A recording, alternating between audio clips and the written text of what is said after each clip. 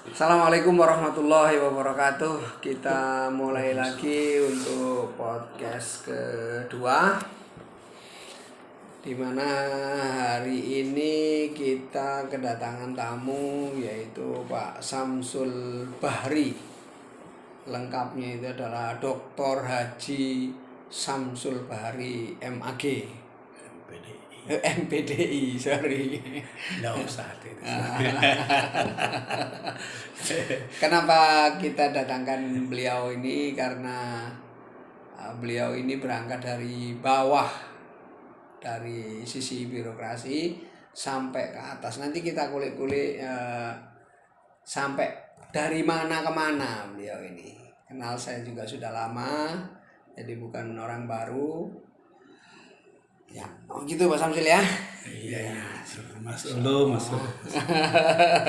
Kawan lama yang ketemu di masa-masa tua. Masa-masa tua. Ya, mudah-mudahan kita husnul khotimah, Amin.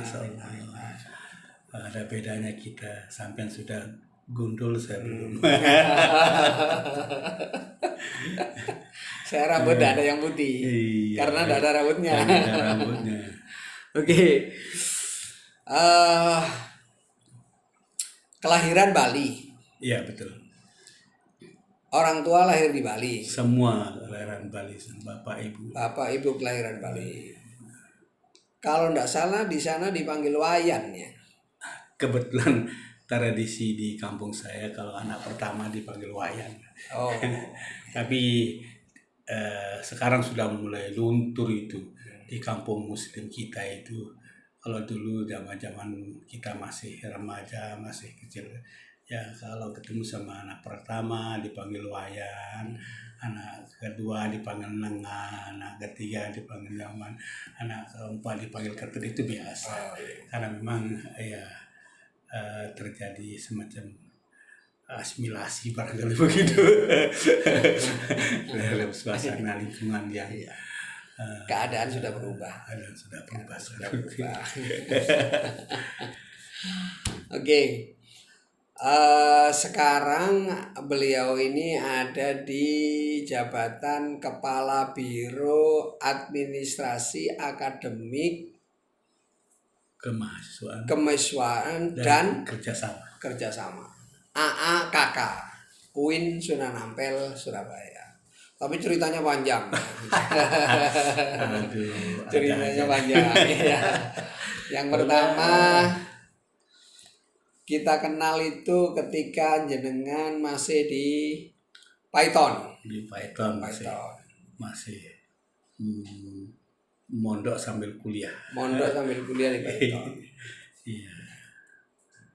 Oke, sebelum kita ke Python, sebelum nanya di Kanwil, terus perjalanan birokrasi yang lain, itu yang perlu dikulik juga itu adalah karena pada saat ini biasanya orang itu melihat dari sisi berhasilnya saja, tapi bagaimana proses keberhasilan itu kadang-kadang tidak banyak ditiru sama tidak banyak diketahui lah oleh orang lain.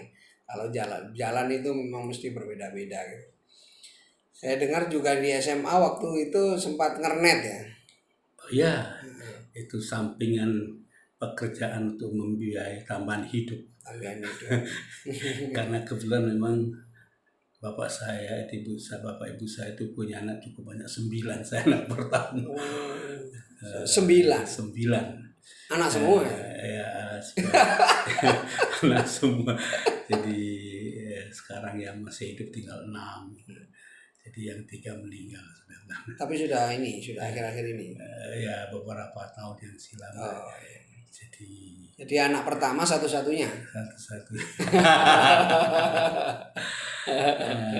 Anak pertama. Bukan sejak SMA saya belajar mulai mencari penghidupan ngernet itu sejak sanawiyah kelas 1. Kelas 1 sanawiyah itu saya untuk nyari tambahan bekal samu itu dengan ikut kernet sama tetangga kampung sana di rumah, masih di Bali. Sanawiyah dulu di mana ini? di Bali, Maksudnya di wilayah Jemberana. Jemberana juga. Iya,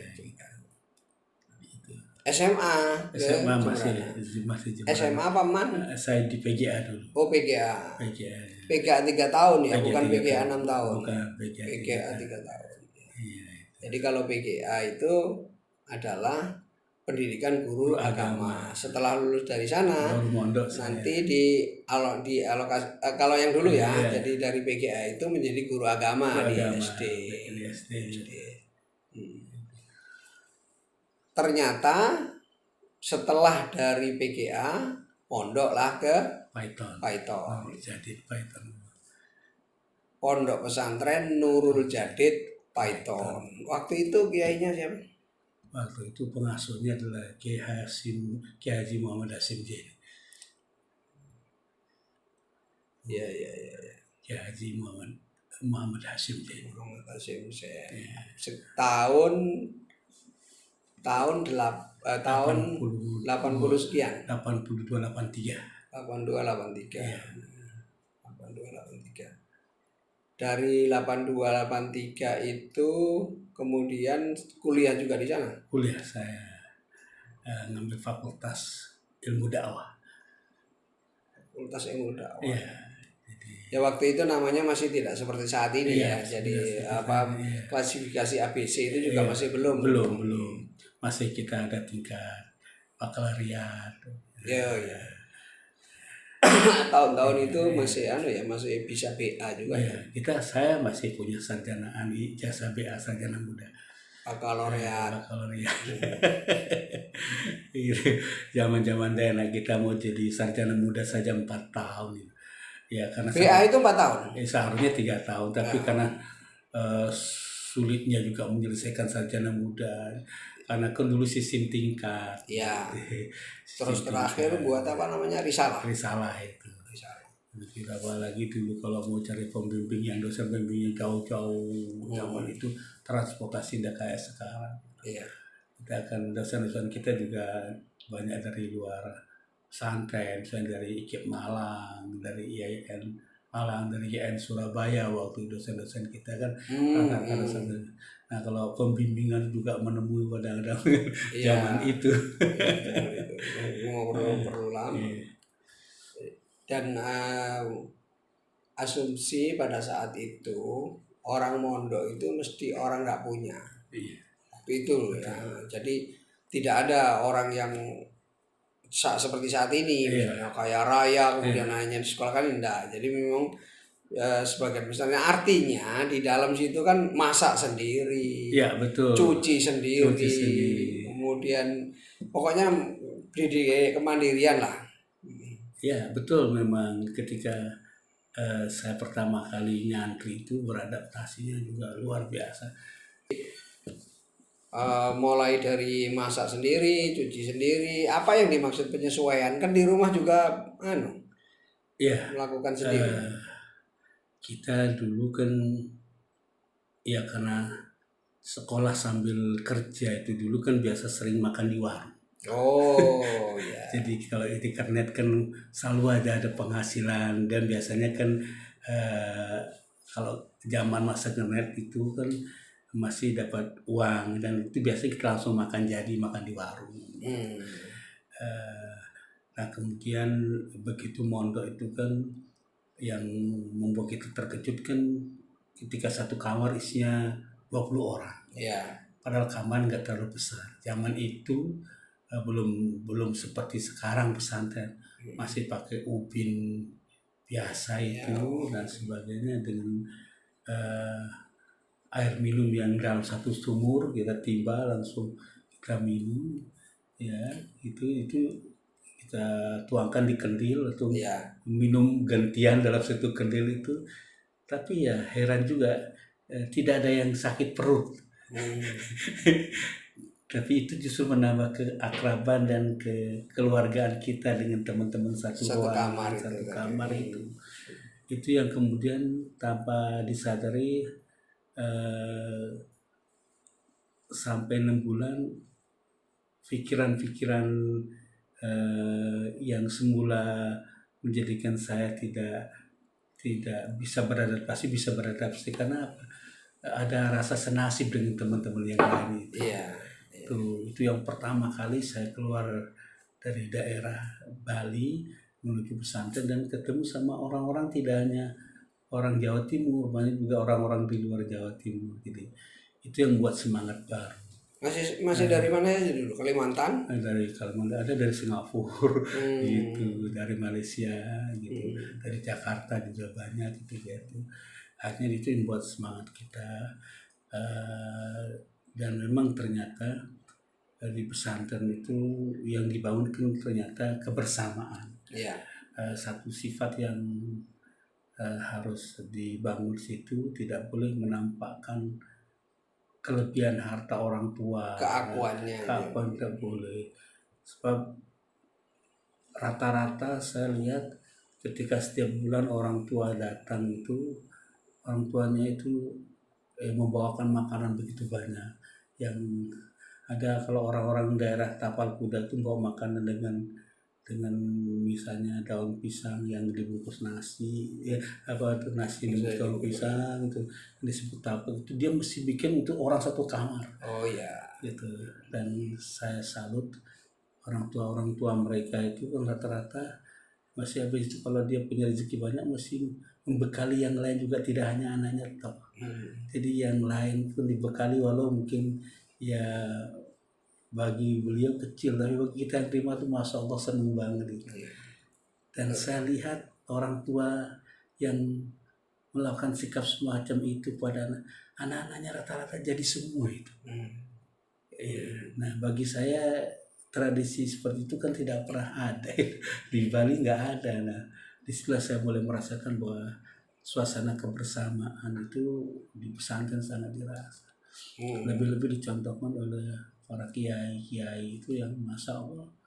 Ada satu kisah yang membuat saya menjadi betah di pesantren itu, yang semula saya berpikir bahwa pesantren itu kumuh, pesantren itu Kudikan ya berubah pelan-pelan mindset saya itu.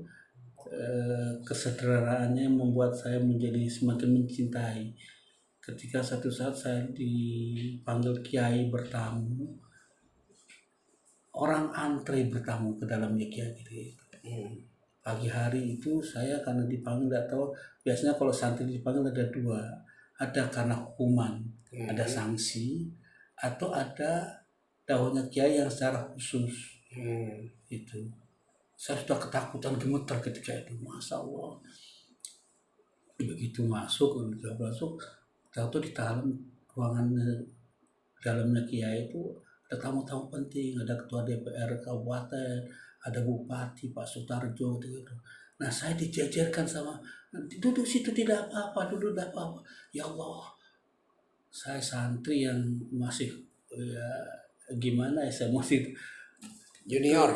Sangat bukan sekedar junior, tidak tahu, masih buta sekali tentang suasana pesantren. Kemudian ada hadamnya kiai itu membagikan nasi piringan, tidak ada dibedakan satu pun, termasuk yang bupati itu, yang ketua DPR itu sama piringan juga, kita juga sama. Setelah itu Pak Kiai mempersilahkan makan dan semua makan.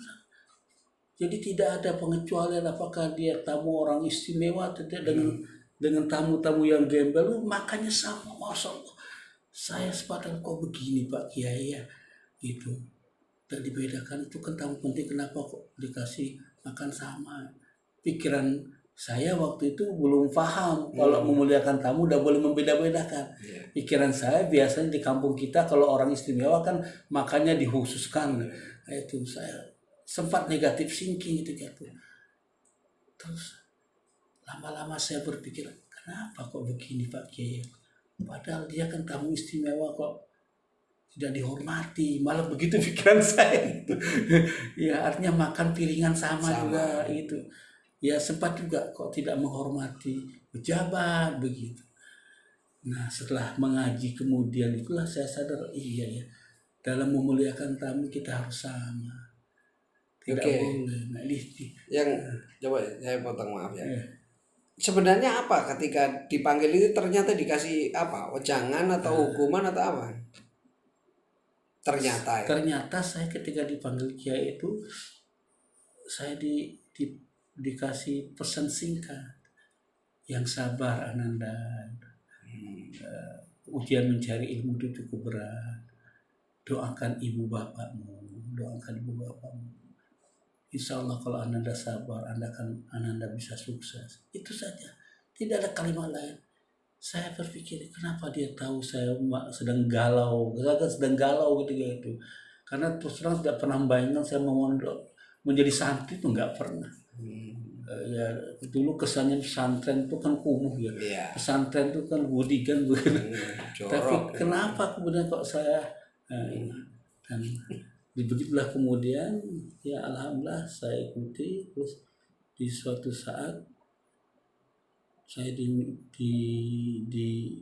diminta oleh sekolah untuk ikut membantu mengajar olahraga. Saya alhamdulillah, dan memang basic saya dulu sempat aktif di olahraga ya tidak pintar tapi sekedar tahu saja gitu. Alhamdulillah semangat billahi ta'ala ngajar SMP terus ngajar SMA olahraga sampai kemudian dipercaya dalam bidang-bidang studi yang lain juga,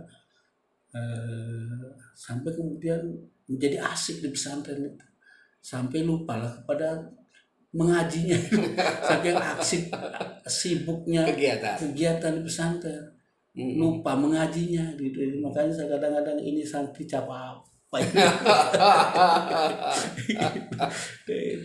Walau terus terang kita di pesantren tidak mendapat gaji secara profesional, tapi kita nikmati, kita bersyukur ya, kita diberi uang sangu secukupnya sajalah dengan dikasih dahar atau makan oleh Bapak Kiai itu. Tapi walaupun menurut nilai nominal itu tidak seberapa, tapi kita merasa bersyukur dan punya kesibukan mengabdi pesantren. Itu saja. Bahasanya itu kalau di pesantren itu uang sabun ya, sabun. Betul zaman itu. Padahal kita hampir 24 jam karena banyaknya santri sementara gedung tidak memenuhi sehingga ada sekolah sampai sore gitu. Sampai sekolah, belum lagi malam mengawasi kegiatan belajar mengajar para santri itu teman-teman. Kita tidak pernah putus asa, tidak pernah merasa menghitung rugi. Lillahi ta'ala betul. Kita tidak tahu apa yang kita dapat, tapi karena semakin mencintai budaya pesantren itu, sampai pada akhirnya saya selesai sarjana muda. Terus kepingin melanjutkan kuliah ketika doktoral istilahnya dulu, ngambil kalau S1 4 tahun. Itu doktoral. Melanjutkan dari BA itu 3 tahun. 3 tahun lagi. Daftarlah saya IAIN Sunan Ampel Surabaya. Saya lapor sama orang tua, gimana biayanya itu, karena kita tahu orang tua sudah sangat kecil kemungkinan karena anak-anaknya banyak, orang tua juga kondisi ekonomi sangat pas-pasan. Apa yang kemudian saya ambil tangan, saya cium tangannya, mohon doa restunya saja Pak, insya Allah nanti saya akan cari rezeki sambil kuliah. Berangkatlah saya dan saya daftar dan bulan diterima di doktoral 1 Fakultas Dakwah IAIN Sunan Ampel Surabaya. Fakultas Dakwah. Iya. Kalau dulu namanya jurusan apa? Saya jurusan penerangan Islam, PPAI, penyiaran dan penerangan Islam ya, PPI. Iya. Kurang lebih 2 tahun setengah saya selesaikan. 2 tahun setengah saya selesaikan sehingga sampai tahun 1988 selesai dan awal 89 saya wisuda. Langsung menikah setelah itu. Ini sudah waktunya apa kebelet ini? Saya berpikir begini, ketika di pesantren kan banyak ustadz muda yang sudah berani menikah itu. Saya pikir, dan dia hidup dengan saya lihat sakinah itu dia. Jadi tidak ada ribut persoalan ekonomi juga. Nah, ini waktu itu sudah ngajar di S1 atau belum? Belum. Belum ngajar di Python belum? Belum. Oh belum. Istri lagi di Istri masih kuliah semester 5 di di Fakultas Syariah Surabaya. Oh iya ya, Fakultas Syariah. Begitu dia masuk semester 6, karena begitu kenal gitu, dia bilang saya nggak mau pacaran. Tapi kalau memang saling mencintai, kita nikah saja untuk menjaga aib kita di hadapan Allah Subhanahu wa Ta'ala. Saya kebingungan, belum kerja, sudah mau baru mau ujian skripsi. Matur ke bapak bilang, mau kasih makan apa? Nasi lah gitu. ini penting itu, saya Allah. Iya. Tunangan saya atau calon istri saya waktu itu mengatakan, kita yakin kepada Allah. Kalau kita niat untuk ibadah, Allah akan ngasih rezeki.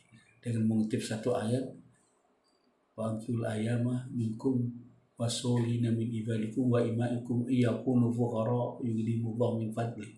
Itulah ayat yang ia keluarkan kepada saya, dan saya teruskan kepada abah saya. Abah saya diam langsung. Ibu dari istri dari mana rumahnya? Istri saya orang Gresik. Oh iya, Gresik. Nah, berangkat dari itulah kemudian nekat saya lamar sendiri. Orang tua enggak datang? Enggak ada dong, jauh dari udah punya ongkos. Jauh itu, udah ada transport waktu itu. Oke. Nah, pas mau wisuda saya, bapak ibu saya datang, baru sekalian menetapkan akad nikah di situ. Akad nikahnya itu juga, masya Allah. Ya Allah. Jadi istri baru semester 6. Terus ke Gresik, akad di Gresik. Ya, sederhana sekali, disaksikan oleh pihak keluarga Gresik. Udah, ya setelah itu saya balik ke pondok, istri di Surabaya kuliah. Yang datang dari Bali siapa saja? Bapak sama ibu, ya sama satu paman itu. Oh, satu paman. Sebagai saksi lah. Jadi itulah, Bismillah ya. Setelah itu kembali ke pondok. Ke Python. Ya, istri kuliah di sini. Istri masih kuliah di sini. Ya, sebulan sekali lah. Baru bisa beli, itu pun kalau ada ongkos.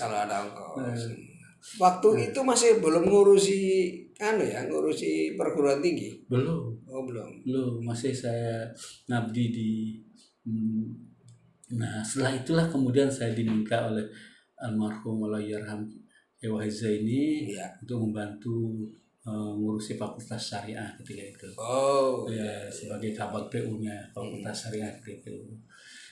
Jadi cukup lengkap sudahlah kesibukan, malam hari ngurus fakultas, yang hari ngurus anak-anak di MAN Nurul Jadid, kemudian di SMA, di SMP juga sibuk. Jadi lupa kalau punya istri kadang-kadang. Itu yang terjadi. Itu sibuk, lupa istri. Lupa kadang-kadang, ya Allah. Sekarang tambah sibuk. Tambah lupa lagi. Ya. Ketika kita ketemu waktu jenengan di Kabag PU Fakultas Syariah. Namanya sekolah tinggi atau institut waktu itu? Sudah institut. IAI Nurul Jadid Python. IAINJ biasanya kita singkat itu. IAI Nurul Jadid Python. Jadi saya ketemu dengan jenengan ini masih sudah bukan bujang, berarti sudah punya istri. Cuma masih kurus. Masih kurus. Pakai baju safari. Iya, benar. Baju safari biru. Warnanya masih gitu. Sama Pak Rosadi Badar. Iya. Waktu itu Pak Rosadi Badar juga sedang mengabdi di Pak Badar lebih senior, dia sudah jadi dosen. Oh, sudah jadi dosen. Sekaligus juga dia kabag PU Fakultas Dakwah. Iya, Pak Rosadi di dakwah. Betul. Sekarang sudah jadi dosen di IAIN Jember. Terus saya kalau ini Itu tertawa terus kalau ngingetin masa-masa di mana kita sering ketemu, terus dari daerah-daerah sering ketemu dan seterusnya itu. Ya, sampai sekarang ada beberapa yang masih bisa komunikasi, ada yang sudah enggak karena sudah sepuh dan sudah tidak di lingkungan itu lagi. Kok kemudian jadi pegawai negeri itu kapan? Pada tahun 1990 saya dengan 91 bulan istri selesai kuliah. Selesai persis begitu istri selesai kuliah tahun 90 akhir itu, terus saya ajak ke pesantren 5 bulan lah. Saya ajak kemudian tinggal di pesantren 5 bulan. Terus kami berembuk kemudian bagaimana kalau kita mencoba melamar jadi pegawai negeri gitu. Istri angkatan 86. Istri angkatan 86. Lulus 90. Ya, persis istri saya kan. Iya, betul. Satu angkatan.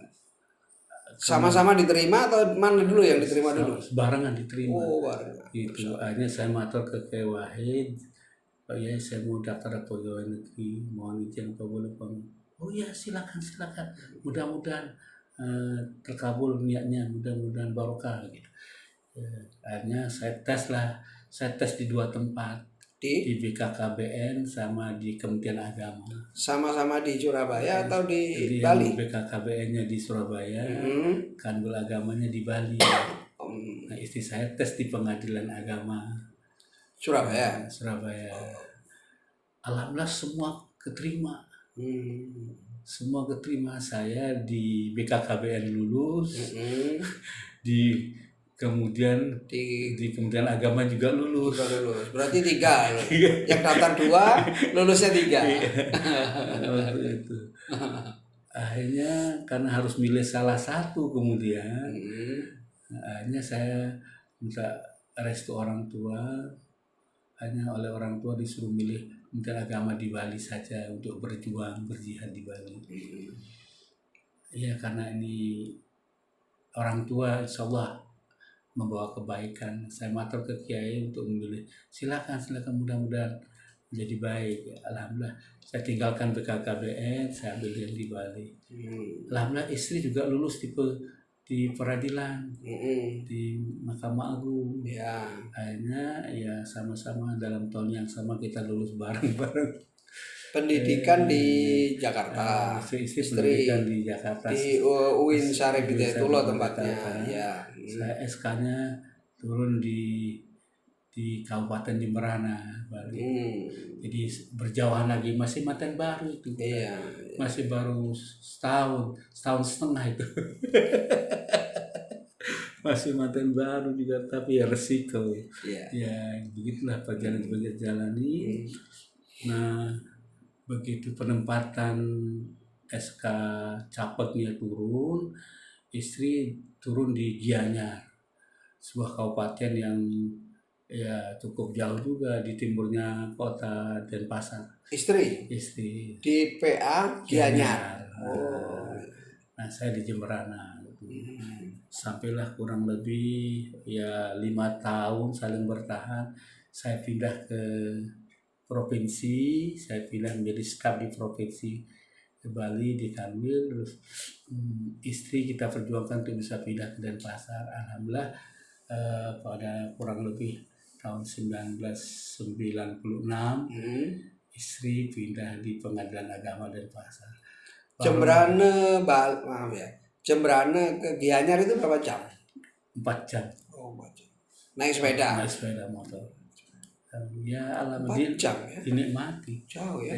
Ya perjalanan santai. Artinya capek berhenti warung sih. Ya kalau cepat-cepat 3 jam nyampe.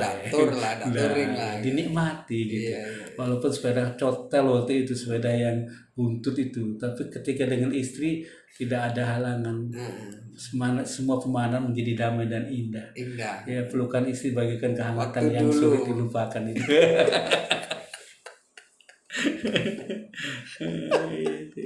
Akhirnya istri pindah ke Denpasar. Jenengan juga di Denpasar. mulailah sekitar satu rumah, kita mulai ngontrak lagi, ngontrak satu kamar. Lama-lama ngontrak satu rumah, lama-lama kemudian saya belajar berbisnis, melihat peluang banyak jual beli tanah. Alhamdulillah ketika saya menemukan satu lokasi tanah yang mungkin oleh orang dianggap tanah itu tidak produktif sama sekali. Bagi saya karena harganya miring, saya sikat saja, saya beli aja itu. Saya pinjam uang di bank BRI sama Bank Sariparta gitu. Kita korbankan gaji kita berdua tuh. Alhamdulillah tidak lama kemudian tanah yang saya beli itu kena imbas jalan. Kena imbas jalannya apa imbas? Enggak, kena imbas jalan menuju kampus Dianapura waktu itu. Jadi harganya kampus Dianapura ada yang di Ubung, yang di Dalung. Ya, itu. Jadi disitulah saya mendapat keuntungan berlipat ganda. Dari situ saya punya modal, dari situ saya tertarik dengan belajar jual beli tanah itu. Habis itu saya kembangkan lagi, saya belikan di Jimbaran, habis itu saya belikan lagi, terus sampai alhamdulillah ya Allah ngasih rezeki jalan melalui bisnis itu. Memang punya bakat di bidang properti. Ya, mungkin Allah ngasih jalan dari jalur itu yang saya tidak pernah bayangkan kalau kemudian jadi Permata, Persatuan Maklar Tanah. Maklar. Tapi dari situ kita menjadi tenang kerja, karena kita tidak pernah berpikir untuk neko-neko terhadap tugas-tugas kita untuk menggunakan penyimpangan terhadap uang negara, karena alhamdulillah rezeki kita di luar kantor lebih dari cukup. Nah dari situ sampai kemudian saya pernah menjadi kepala KUA di satu tempat yang jauh dari umat Islam. Sebentar, urutannya sekarang. Saya potong. Urutannya dari staf di Jemberana, terus ke staf di Kanwil. Waktu itu ditempatkan di mana? Di Kanwil Bali. Iya. Di apa? Di staf penerangan. Oh, staf penerangan. Terus habis itu saya ditaruh di Kecamatan Petang. Kecamatan Petang itu. Kecamatan Petang, sebuah kecamatan kecil yang berada di Kabupaten Badung, di ujung utara Kabupaten Badung. Jadi sebelah timurnya Bedugul itu ada satu lokasi yang berbatasan antara Singaraja sama Badung. Oh iya Singaraja. Iya, di situ saya ditaruh kurang lebih saya hampir 3 tahun. Kata istri saya terima, ada hikmahnya di balik itu. Tidak ada kantor, kita hanya numpang di sebuah musola atau masjid kecil di situ. Ya kita jalani itu. Ini kepala KUA kepala KUA. Jadi belum punya kantor ketika itu, karena nomenklaturnya baru turun. Di Bali baru turun. Tahun kedua apa sudah dapat kantor? Belum. Sampai saya dipindah belum dapat kantor. Saya jalani karena nikah setahun mungkin 2-3 kali. Saya selama setahun hanya mungkin 3-4 kali saya menikahkan orang. Karena kakaknya tadi itu, karena kakaknya sedikit sekali. Habis itu kemudian saya dipindah ke Kute jadi kepala KUA Kute. Nah disitulah saya banyak menemukan dunia baru. Saya mencoba mengeksplor diri, bakat saya kembangkan. Kemudian saya tunjukkan bahwa kita itu bisa berbuat. Saya bikin pagelaran seni tingkat provinsi, walaupun saya kepala KUA, tapi alhamdulillah saya bikin heboh itu dulu. Ada pagelaran festival Qosidah Rebana kontemporer se-Bali. Terus saya bikin festival jajanan halal. Waktu itu heboh itu media mengupas terus. Akhirnya tidak lama kemudian saya ditarik ke kabupaten menjadi Kasih Urais. Kabupaten mana? Badung. Ya, hanya 7 bulan kalau nggak salah. Saya ditarik ke provinsi. Di provinsi di Kasih Zakat Wakaf. Di Bali, di Bali, Bandung masih, juga. masih di Bali, di Bandung. Provinsi Oke, Bali, di Provinsi Bali. Provinsi. Oh ya, Provinsi Iya. Bali. Jadi kasih zakat wakaf, ngurusi zakat sama wakaf. Waduh, so, apa yang bisa saya perbuat? Saya mencoba mendata tanah wakaf sebali. Saya bikin direktori wakaf. Saya bikin perencanaan bagaimana penyelamatan tanah-tanah wakaf dan seterusnya. Tidak lama kemudian saya dipindahkan, dikasih PAIS, pendidikan agama Islam. Pendidikan Islam. Strategi lagi saya mencoba mengajak guru-guru agama di sekolah-sekolah untuk bagaimana merubah strategi pembelajaran dan seterusnya. Kemudian mencoba membuat AGPAI namanya dulu, Asosiasi Guru Agama Islam, agar ada pertemuan rutin sehingga output mengajarnya menjadi lebih baik terus kita. Ya, tak lama kemudian saya dipindah menjadi kasih penais, Penerangan agama Islam. ngurusi MTQ, ngurusi tamadun, ngurusi pokoknya menyangkut siar. Di satu hari kemudian saya dipanggil Pak Menteri. Oh belum. Suatu hari Pak SBY jadi Presiden Republik Indonesia. Nah itu gitu loh. Itu ceritanya. Pak SBY baru naik lah. Terus selesai jadi begitu kan beliau mengadakan rapat kabinet lah, semacam rapat kabinet. Ya. Itu dilaksanakan di Nusa Dua Bali. Pas hari Jumat. Gitu. Rupanya beliau mendengarkan kegiatan sholat Jumat. Nah, pihak istana rupanya meminta untuk khotibnya itu dari khotib lokal, khotib dari Bali, yang selama ini mungkin biasanya kiriman khotib dari Jakarta. Ya. Nah, akhirnya tidak tahu bagaimana ceritanya. Padahal saya hari itu ada jadwal khutbah di Masjid Al Ihsan. Ada perintah dari atasan, ada perintah bahwa saya diminta untuk jadi khotib di acaranya. Saya menolak karena saya tidak sanggup. Bagaimana wong saya bukan khotib yang punya nama, bukan khotib yang punya kaliber, bukan khotib senior lah ya. Senior. Artinya saya juga baru belajar lah, diminta untuk jadi khotib di depan Pak Presiden lagi, bisa dibayangkan itu. Akhirnya keluar kata kunci, ini perintah dinas. Masya Allah. Padahal perintah harus masuk ke hotel itu jam 11. Perintah itu jam 10. Bisa dibayangkan. Materi juga belum siap. Masya Allah. Akhirnya saya mencoba cari kawan. Tidak ada yang sanggup, tidak ada yang mau. Apa yang terjadi kemudian karena perintah nota dinas dari gubernur lalu Pak Kanwil, akhirnya yang tugas saya di Al Ihsan saya alihkan kepada Ustadz Salim. Bismillah, saya berangkat apa adanya. Saya berdoa kepada Allah, saya fatihai ibu bapak saya fatihai kiai-kiai saya. Ya Allah, saya mohon perlindungan ya Allah, mohon kekuatan ya Allah, mohon kelancaran ya Allah. Bismillah, sudah apa yang terjadi. Nah yang lucu begitu sampai di pintu gerbang pintu masuk hotel, saya dicegat dan dilarang oleh pengawal karena tidak tahu kalau saya yang khotibnya. Karena juga tidak gitu. Masya Allah. Di keluarnya udah karena perintah keluar saya balik gitu. Gitu. Terus saya sampaikan. Tahu udah lama kemudian telepon saya bunyi lagi. Loh saya tadi sudah nyampe di pintu. Tapi ditolak. Oh langsung. Balik lagi. Balik lagi saya sampaikan. Oh langsung baru dikawal. Kawal masuk gitu. Pakai sarung itu? Enggak, pakai celana. Oh, pakai celana. Nah, begitu terus saya disambut oleh Pak Andi Malarangeng ketika itu. Pak Andi Malarangeng waktu itu saya disuruh nunggu di aula.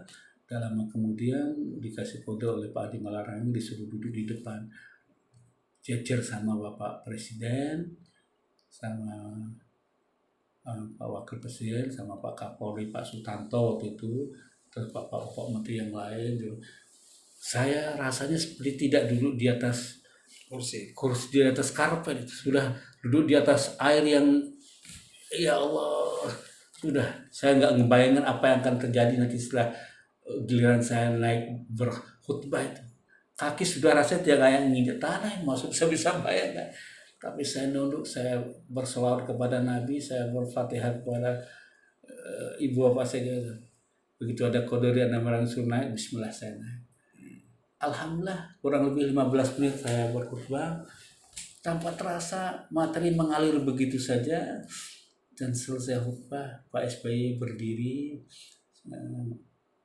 memberikan pesan lanjutan kepada semua menteri-menteri beliau untuk menindaklanjuti 3 pesan yang disampaikan khotib tadi. Beliau terkesan dengan 3 materi itu, sampai kemudian beliau minta nanti selesai acara diajak makan bareng. Disinilah pertama kali saya duduk makan bareng sama presiden. Bisa dibayangkan waktu periode pertama itu wapresnya Pak masih Pak Budi. Pak bukan Pak Yusuf Kala. Waktu itu dibeli sama Bu Presiden Bu Ani Yudhoyono, saya masih ingat. Kesan yang tak terlupakan bagi saya itu, kemudian Pak Menteri Agama belum hadir waktu itu, belum masuk ruangan, mungkin agak sore baru datang. Sehingga waktu itu Menteri Agamanya Pak Maftun Basuni. Iya, Pak Maftun Basuni. Sehingga mungkin dari kesan itu kemudian Pak Maftun Basuni itu mencari tahu saya gitu. Nah itu, jadi itu ceritanya. Dari mana? Yang terakhir jabatannya? Masih kasih penerangan Islam. Kasih penerangan Islam, kasih penais. Tariklah kemudian oleh Pak Maftun saya diminta untuk menjadi Kabag TU dulu Kabagset istilahnya. Nah, saya nggak siap. Di provinsi Bali. Itu melompat satu tingkatan di atasnya. Iya, naik satu tingkat normal saja, tapi biasanya tidak lazim. Biasanya untuk menjadi orang nomor 2 di situ biasanya melalui kandep dulu, atau melalui kepala bidang dulu, baru ke situ. Walaupun eselonnya sama, karena memang tanggung jawabnya cukup berat. Beliau ngotot, saya menolak. Biar saya jadi kepala bidang saja dulu, Pak Menteri nggak mau, saya butuh saudara untuk itu. Sampai kemudian 8 bulan baru saya iyakan.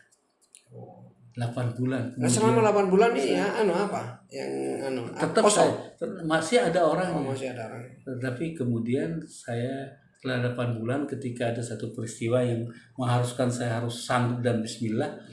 Ketika itu ya saya tidak usah cerita di sini, ada hal yang ya itulah, kadang-kadang kita mau berbuat baik itu yang menghalangi bukan orang luar kita, tapi sesama muslim. Bangun musola kadang-kadang yang menghalangi bukan orang luar. Akhirnya ini perlu kekuasaan. Ini saya lapor ke Pak Menteri, terus saat ini saya siap bismillah. Seminggu kemudian saya dipanggil ke Jakarta untuk menerima SK itu. Saya jalani alhamdulillah. Walaupun belum pernah punya pengalaman menjadi tenaga administrator, bismillah saya yakin bisa dipelajari. Alhamdulillah selama 7 tahun saya. Kabagset. Namanya biar lama juga, biar tahu juga. Nanti waktu itu belum ada Kabag TU sudah berubah Kabag tapi dulu lebih populernya Kabagset. Itu begitu ya, bismillah saya jalani, dan alhamdulillah sampai bikin event-event Kementerian Agama di Bali yang cukup disegani lah oleh instansi-instansi karena kegiatan kita cukup bagus. Kita menyambut beraya di situ. Saya pernah memimpin saudara-saudara kita yang Hindu yang mau tirtayatra kalau mungkin keistilahkan kita umroh lah. Ya, bawa semacam upacara keagamaan ke Jawa Timur, ke Semeru. Ke Semeru, terus itu pimpinan rombongannya saya. Ya, itu pimpinan rombongannya saya, yang lain semua pakai udang putih, saya toh pakai kopiah hitam. Ya, alhamdulillah mereka luar biasa. Nah, itu kita bangun konsep kerukunan beragama, kerukunan antar beragama, yang tidak hanya lipstick, tapi kita betul-betul real, the real itu begitu. Itu di Bali ini saya kira memang sejak lama apa kebersamaan antar umat beragama itu luar biasa, luar biasa, Iya betul. luar biasa. Nah, udah lama kemudian ganti menteri kan. Ini lagi ada di Kabakset nih, Iya. ganti menteri agama. Iya, saya melalui 3 menteri saya. Habis itu Pak SDA. Habis Pak Mafto, kemudian SDA, Pak Surya Dharma Ali. Oke. Kita juga cukup akrab. Ketika zaman beliau jadi menteri, saya cukup dekat dengan beliau. Bahkan saya pernah ditawari untuk diajak di Jakarta, tapi istri yang nggak sanggup. Nggak sanggup istri yang bilang mau ngapain ke Jakarta waktu itu. Makanannya sepiring aja gitu. Ya waktu itu karena masih belum 2 periode. Nah, ketika sudah 2 periode zamannya ketemu Pak Lukman Hakim menteri berikutnya, akhirnya saya kan merasa mentong tidak enak, saya terlalu lama menjabat di tempat itu. Akhirnya ya kita nyampaikan kepada Pak Lukman bahwa kami sudah 2 periode. Oleh Pak Lukman akhirnya ditarik, dipromosikan menjadi Kepala Biro IAIN Jember. Jadi itulah dari Bali ke Jawa, langsung ke Jember. 2 tahun saya menahkodai IAIN Jember itu dalam bidang administratifnya. Kita merubah pola-pola yang ada, kemudian melakukan pembaharuan bersama Civitas Akademika. Kemudian rektor dan kawan-kawan itu juga cukup respect. Hanya kita satu langkah mengundang Pak Menteri pada acara Ngontel bersama waktu itu, acara kerukunan bersama waktu itu ramai sekali. Setelah itu kemudian saya dipindah menjadi Kakanwil Agama Jawa Timur. Loh, itu langsung dari Jember ya? Dari Jember. Dari Bali, Jember langsung ke Kakanwil Agama Jember. Kakanwil Agama Jawa Timur. Kakanwil Provinsi Jawa Timur. Saya jalani kurang lebih 1 tahun 10 bulan lah. 1 tahun 10 bulan. Iya, 1 tahun. Iya, 10 bulan kurang lebih saya jalani. Ya saya harus menerima SK mutasi kembali menjadi Kepala Biro di UIN Sunan Ampel Surabaya, alma mater. Jadi begitulah kisah perjalanan saya ya. Ya memang banyak hal ya yang kadang-kadang kita tidak ketahui. Secara sosial saya tidak ada kehebatan apa-apa sama. Ya saya tidak punya link-link yang hebat seperti kadang-kadang orang gitu. Tapi mungkin bejo itu. bejo itu mungkin ya sulit ada sekolahannya itu. Ya banyak orang pintar, betul banyak orang pintar, tapi kadang-kadang mungkin karena belum bejo, dia kepingin seperti saya kok belum tercapai gitu. Itu persoalannya. Ya mungkin juga ini faktor doa ibu bapak saya, faktor doa keluarga dan sebagainya, ke kawan-kawan. Yang penting bagi saya semua disyukuri. Yang penting bagi saya kita memberikan motivasi kepada semua kawan, jangan pernah ada pikiran, sikap, perbuatan menghalangi orang, apalagi menjegal orang. Nah, itu karena prinsip dalam hidup saya. Ketika kita sudah ada upaya menjegal atau menghalangi orang dengan niat buruk, tinggal tunggu saja. Gitu. Jadi permudah orang, bahkan dorong. Bersyukurlah kemudian kalau ada anak buah lebih hebat dari kita. Yakinlah bahwa Allah akan memberikan yang terbaik untuk kita. Saya yakin itu. Waktu Kakanwil kurang 2 tahun kurang itu merasa sedikit atau gimana sebenarnya kalau kebiasaan di saya merasa cukup karena saya beberapa kali sempat mengajukan diri kepada Pak Menteri kalau sekiranya saya tidak bisa membawa masalah Pak Menteri mungkin bisa digeser saya pernah menawarkan begitu kepada beliau waktu itu Pak SDA Pak Lukman. Pak Lukman iya sudah terakhir sudah Pak Lukman ya. Pak Lukman luar biasa beliau, ya Allah, saya akui menteri yang sangat dalam, luas, dan saya tidak bisa bercerita. beliau ketika melantik saya tuh berkaca-kaca matanya, seperti nggak rela kalau saya dimutasi, tapi karena harus mutasi ya, ya. Tapi saya bilang, Mas, ini yang terbaik lah. Di waktu ke Jawa Timur, Iya. ke Jember atau ke Kanwil, Kakanwil, jadi Kakanwil jangan lupa. Kakanwil Provinsi Jawa Timur, provinsi terbesar nih. Iya. 38 kabupaten kota ya. 39. 39. Iya. Dengan adanya pemekaran. Iya. Oke. Itu istri di mana? Istri saya pertama masih di Bali, terus pindah ke di mana ya Allah, Bondowoso. Terus udah lama pindah ke Probolinggo. Nah sekarang ke Lumajang. jadi ketuanya ketika di Lumajang ya. Jadi ya. Ya. Kalau nggak salah ketua yang dulu Seto meninggal dulu. Iya, di Probolinggo juga ketua. Oh, di Probolinggo sudah ketua ya. Ketika dipindah ke Lumajang wakil ketua. Karena naik kelas itu. Naik kelas 1. Kelas 1A. Kelas 1A. Ya sudah disyukur dinikmati. Iya. Alhamdulillah banyak hikmahnya. Saya bisa luluskan kuliah ke S2 S3 gitu. Demikian juga istri bisa selesai S2 S3. Semua ada hikmahnya sudah selesai istri ya. Lebih dulu dia. Oh. Lebih dulu dia. Di sini di Unibro. Di UB. Jadi ya sudah jalani saja, nikmati ya, yang penting ya banyak bertobat lah. Jadi karena kita ini yang manusia kadang-kadang kan mungkin ada saja hal yang tidak bisa menyenangkan orang, karena mungkin harus menyenangkan yang lain. Kadang-kadang dua sisi ini selalu ada. Ya tidak mungkin lah kita memuaskan semua orang, tidak mungkin juga. Pasti ada yang tidak puas. Makanya saya sering kalau ketemu kawan, mohon maaf kalau ada yang belum terpenuhi keinginannya. Jadi tidak ada cara lain, sudahlah. Iya. Apalagi kita sudah umur sudahlah, kita sudah cukup bersyukur gitu.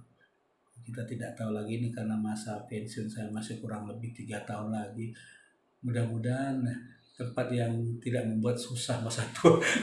3 tahun lagi itu kalau usia 60. Oh sudah 60. Di dalam nomenklatur baru madya atau utama? Kalau utama 65. Kalau eselon 2 itu ke 60. Iya. Gitu. Kalau nomenklatur lama. Iya. Jadi ya dari sisi kehidupan keduniawian sudah selesai lah. Anak sudah besar semua. Yang satu di Pertamina Jakarta. Sama. Nah, yang satunya masih kuliah semester 7. Semester 7 di UNER. Di UNER ya. Semester 7 kan sudah hampir selesai. Anak cuma 2. Maunya 5 dulu. Oh. Tapi ya dipercaya 2 ya. Disyukuri ya Allah. Ya, alhamdulillah. Putra dan putri. Cucu baru 2. Sudah 4. Kakek-kakek sudah. Jadi tidurnya sama nenek-nenek. Iya.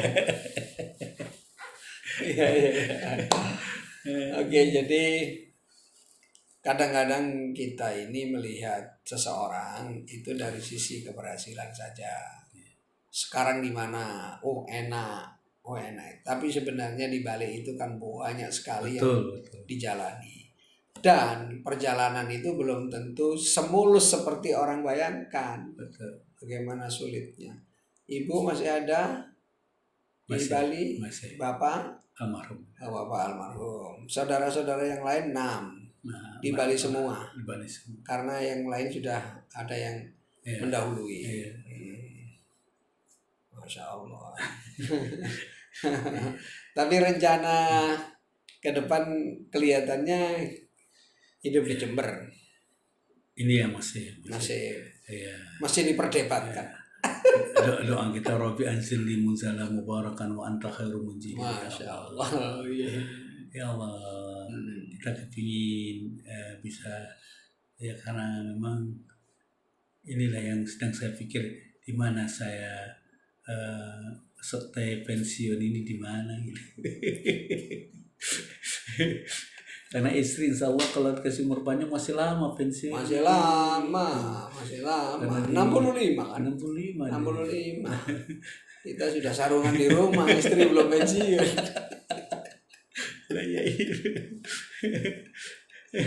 Kebuturan ada, nyangkul ada, gubuk untuk di tengah sawah ada, sudah apa lagi. Jadi ya tinggal satu tugas untuk menyelesaikan, mengantarkan anak-anak kita anak yang terakhir ya. Yang paling penting menurut saya ya, tidak ada hidup yang tanpa cobaan. Ujian itu datang dari dalam diri kita, dari luar kita, dari keluarga kita, dan dari orang lain. Iya. Tetapi dengan ujian itu kita bisa menemukan jati diri kita bisa melihat alam ini menjadi luar biasa. Saya juga lupa tadi menceritakan, jenengan ini bisa 3 bahasa atau 4? 5 mungkin ya. Bahasa Bali, bahasa Jawa, bahasa Madura, bahasa Arab, dan bahasa Inggris. Masya Allah. Bahasa Arab nggak bisa, bahasa Inggris juga nggak bisa, hanya sekedar bisa mendengarkan ini.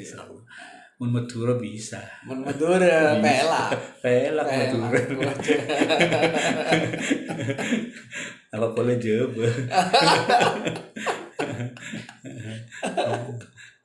Iya. Jadi kira-kira begitu. Kami ya, termasuk saya lah, sama generasi muda tentu saja bisa belajar bahwa sebenarnya ketika orang sudah jadi orang itu di mana-mana perjuangannya memang berat. Kalau dia berangkat dari besar dulu biasanya jauh lebih berat. Ketika dijalani yang sulit sedikit aja sudah berat. Tetapi kalau dijalani dari bawah betul, ya artinya ada tingkatan-tingkatan yang kemudian kita sudah bisa melalui semuanya. Pensiun masih lama, kemudian masih ada waktu untuk, paling sekarang sudah ketua yayasan. Nah, jadi yayasan udah pokoknya lengkap lah sudah hidup ini. Jadi di sini sudah berapa tahun di UIN Sunan Ampel? Di Sunan Ampel 2 tahun 1 bulan. 2 tahun 1 bulan ya sekarang ini. Ini tahun 2020 ini 2 tahun 1 bulan. Iya. Sudah cukup. Mudah-mudahan andai kata di rolling pun tidak terlalu jauh dari. Amin. Jadi maksudnya tidak jauh itu Ambon kan dekat. Janganlah ya.